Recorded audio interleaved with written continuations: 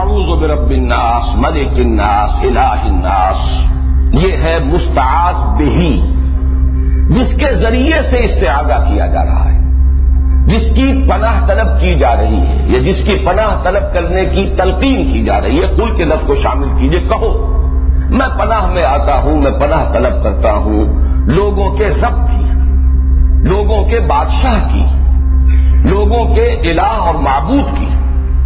یہ جو تین الفاظ آئے ہیں، اور ہم ان تینوں آیات پر ایک ہی وحدت کی حیثیت سے غور کریں گے، اس لیے کہ یہ مستعاذ بہی ہے، جس کی پناہ طلب کی جا رہی ہے، جس کی حفاظت چاہی جا رہی ہے۔ ان میں سب سے پہلے، جیسا کہ میں نے اپنے آخری درس میں عرض بھی کیا تھا، سورہ اخلاص کا جب ہم مطالعہ کر رہے تھے، کہ اگرچہ اس سے پہلے درس کے دوران لفظ اللہ جو ہے، اللہ کا یہ نام بے شمار مرتبہ آیا ہے، لیکن شروع میں اس کی وضاحت کی تھی، اللہ کی لغوی بحث، اس کا مادہ کیا ہے، اس کے مفاہیم کیا ہیں، یا پھر میں نے سورہ اخلاص میں آ کر ان باتوں کو دہرایا ہے، اور میں نے عرض کیا تھا کہ لفظ رب کا جہاں تک تعلق ہے اس پر انشاءاللہ گفتگو ہوگی سورۃ الناس میں، حالانکہ یہ لفظ سورۃ الفلق میں بھی آ چکا ہے، قل اعوذ برب الفلق قل اعوذ برب الناس۔ آج میں چاہتا ہوں کہ اس لفظ کی بھی لغوی بحث، اور اس میں ایک اشکال ہے، وہ اشکال ہے کہ جس میں میں بھی بہت عرصے تک مبتلا رہا،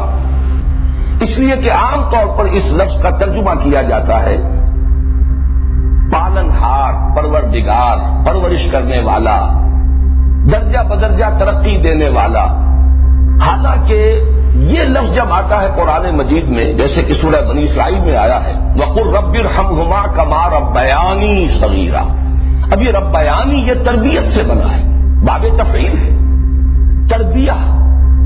اب یہ کہ یہ مادہ را با با سے ہے یا را با وا سے ہے، اس میں بڑی بحث اور بڑا اشکال مجھے بھی رہا،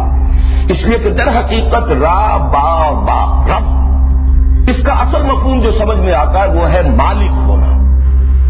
رب الدار، گھر کا مالک، رب المال، مال والا، جس کی انویسٹمنٹ ہے، مضاربت اگر ہے، ایک شخص جو ہے اس نے انویسٹ کیا ہے وہ رب المال ہے، اور دوسرا شخص جو ہے وہ مضارب ہے، وہ کام کر رہا ہے، محنت کر رہا ہے۔ تو رب کا لفظ جہاں بھی آتا ہے در حقیقت اپنے اصل مفہوم میں، اس کا مفہوم جو ہے لغوی، مجھے جو اشکال لاحق تھا وہ یہی تھا کہ وہ تو اس کے استعمالات کا اگر ہم جائزہ لیں تو وہ تو مالک ہونے کے مفہوم میں آتا ہے، رب المال، رب الدار، رب البیت۔ اس میں رب کا لفظ، اب جیسے خاص طور پر رب البیت، یہ جو خانہ کعبہ ہے اس کا رب، خانہ کعبہ کی تو کوئی تربیت نہیں، اس کی کوئی پرورش نہیں، اس کا کوئی پالنا پوسنا نہیں، وہاں تو در حقیقت رب کا مطلب مال، جیسے رب المال ہے اسی طرح رب الدار ہے، مال والا، گھر والا، مال کا مالک، گھر کا مالک۔ لیکن یہ کہ یہ لفظ جو ہے، اب میں نے اس پر جب مزید غور کیا تو متعدد الفاظ ایسے ہیں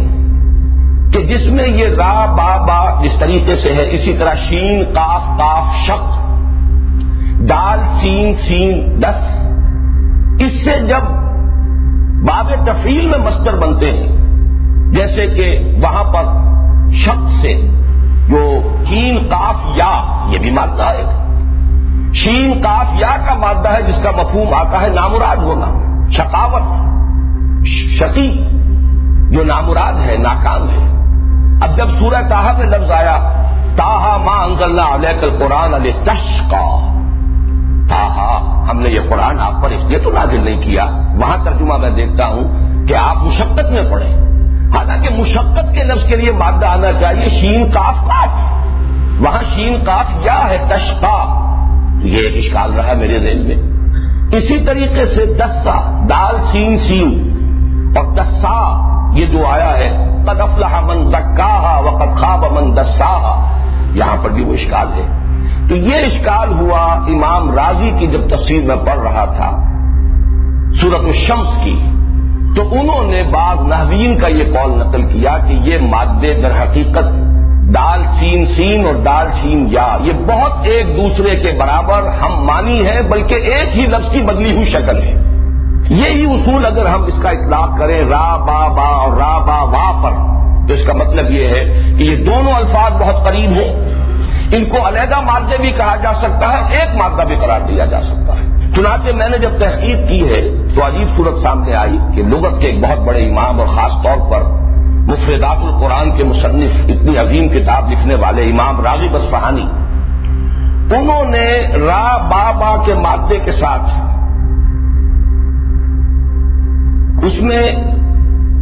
رب کے ساتھ صرف ربا یوربی کو ایک ہی کہا ہے کہ یہ ربا یوربی تربیت، اور را با با یہ در حقیقت ایک ہی مادہ، یہ دو مادے علیحدہ ہیں ہی نہیں۔ جبکہ فؤاد عبد الباقی اس نے جو کتاب لکھی ہے الموجب المفرس لالفاظ القرآن الحکیم، اس نے اس کو بالکل برعکس رب کے ساتھ صرف اربابن، ربیون، ربانیون، ربائب کے لفظ کو جمع کیا ہے، باقی اربا یوربی، ربا یوربی ان سب کو وہ ایک علیحدہ جو مادہ ہے اس کے ساتھ لیتے ہیں۔ اس اعتبار سے ان میں جو قرب ہے، ان میں جو ترادف پیدا ہو گیا ہے، اور دو اتنے عظیم جو ہمارے مفکرین ہیں لغت کے ماہرین، ان میں بھی یہ اختلاف پیدا ہوا، تو اس کی بنا پر یہ سمجھیے کہ یہ رب کا مفہوم جو عام طور پر عام ہو گیا ہے، پالنے والا، پوسنے والا، یہ اس وجہ سے ہے کہ یہ را با وا اور را با با یہ دونوں بالکل ہم معنی اور ایک دوسرے کے قریب اور مترادف یہ مادے ہیں۔ اس لیے عام طور پر ترجمہ جب بھی رب کا کیا جائے گا تو پالنہار، پروردگار، پالنے والا، پوسنے والا، بلکہ یہ کہ امام راغب اصفہانی نے تو کہا ہی یہ ہے کہ را با با ہے ہی تربیہ، اور تربیہ کا مفہوم کیا ہے؟ کسی شے کو حالن فحالن ترقی دینا، درجہ بدرجہ ترقی دیتے ہوئے اس کے نقطۂ عروج تک، اس کے نقطۂ کمال تک پہنچا دینا، یہی لفظ رب کا اصل مفہوم ہے۔ اس کے بعد آئیے دوسرا لفظ ملک، اس میں بھی نوٹ کیجئے ملکیت، مالکیت، اور اس سے آگے ملکیت، بادشاہت، یہ بھی مادہ تو ایک ہی ہے۔ یہی وجہ ہے کہ سورہ فاتحہ میں مالک یوم الدین بھی ہے اور ملک یوم الدین بھی اس کی قرات موجود ہے۔ مالک اور ملک میں کوئی فرق نہیں، اس لیے کہ ملکیت ہی پہ سارا معاملہ ہے۔ جو شے میری ملکیت ہے اس کا مطلب یہ ہے کہ میں اس میں حق تصرف رکھتا ہوں، جو چاہوں اس کے ساتھ معاملہ کروں، اور یہی حق تصرف ایک اجتماعی سطح پر آ کر بادشاہت کا تصور جو ہے اس کو جنم دیتا ہے۔ بادشاہ جو ہے جیسے کہ فرعون کا قول نقل ہوا قرآن حکیم میں، الیس لی ملک مصر، کیا مصر کی بادشاہی میرے لیے نہیں؟ وہذہ الانہار تجری من تحتی، اور یہ جو دریا ہیں یا جو نہریں بہ رہی ہیں وہ میرے نظم کے تحت، میرے کنٹرول میں۔ آج کی اصطلاح میں ہم کہہ سکتے ہیں کہ جس کو چاہوں موگا دوں، جس کو چاہوں نہ دوں، جس کے لیے چاہوں موگا جو ہے اس کے پانی کے لیے میں اس کی اضافہ کر دوں، اور جس کے لیے چاہوں اس کے اندر کمی کر دوں، یہ میرا اختیار ہے۔ تو در حقیقت ملکیت، مالکیت اور ملکیت یہ ایک ہی مادے کی مختلف شکلیں ہیں، اس لیے کہ جو شخص کسی شے کا مالک ہو، جو ہستی، وہی در حقیقت اس کی بادشاہ ہے، اس کو اس کے اندر اختیار حاصل ہے تصرف کا کہ جس طرح چاہے تصرف کرے۔